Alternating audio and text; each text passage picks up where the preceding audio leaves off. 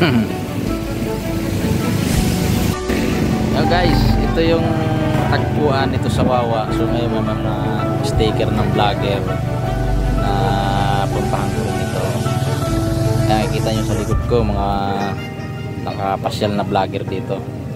Yung mga sikat na vlogger nandito na rin. May mga sticker sila. Yan, ang dami.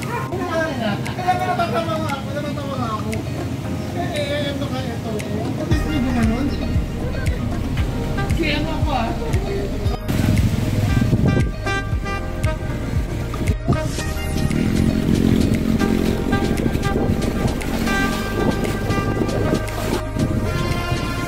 guys, dito tayo sa sa tagpuan dito sa may Barangay Wawa. Yan na guys, makikita natin yung kalyan sa ating likuran.